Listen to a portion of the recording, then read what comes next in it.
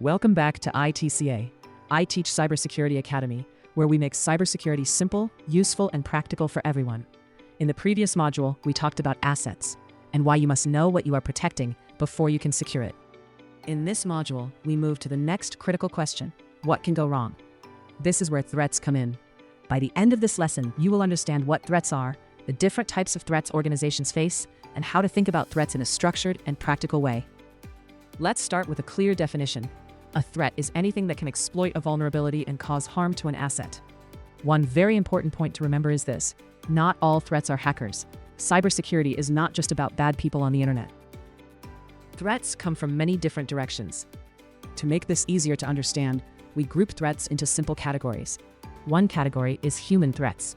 These involve people and include external attackers such as hackers and scammers, as well as insiders like employees or contractors who may misuse access, intentionally or accidentally. Another category is technical threats. These include things like malware, system crashes, software bugs, and hardware failures. Even without a hacker, systems can fail and cause serious damage. We also have natural threats. Fires, floods, storms, and power outages can disrupt systems, destroy data, and make services unavailable. Finally, there are accidental threats. These happen when people make mistakes, misconfigurations, sending information to the wrong person, or deleting important files by accident are all common examples. A very common real-world example of a threat is email phishing. In this case, the threat actor is a scammer. The threat action is sending a fake email designed to look legitimate. The target is user credentials. If the user falls for it, the threat succeeds. Now let's practice matching threats to real situations.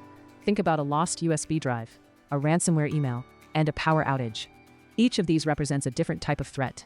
This exercise helps you see that threats are everywhere, not just online. At this point, we introduce an important idea called threat modeling. You can think of threat modeling as identifying the bad guys and the bad weather. The goal is simple: identify what could go wrong before it actually happens.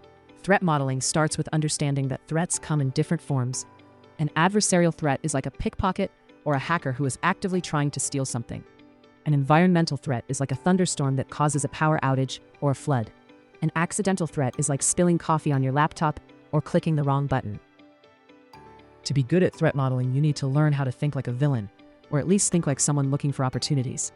Let's apply this to a real scenario. Imagine you are responsible for a hospital database. Your job is to list possible threats. One threat could be a ransomware attack launched by cybercriminals.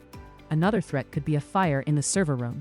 A third threat could be a nurse accidentally deleting a critical file. All three are very different, but all three are real threats.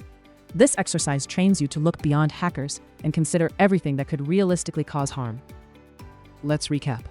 In this module, you learned what threats are, why not all threats are hackers, the main categories of threats, and how threat modeling helps identify what could go wrong. You also practiced thinking like an attacker, the environment, and human error. If this lesson helped you see threats more clearly, like this video, subscribe to the channel, share it with others learning cybersecurity, and turn on notifications so you don't miss the next lesson. In the next module, we'll connect threats to vulnerabilities and see how attacks actually happen.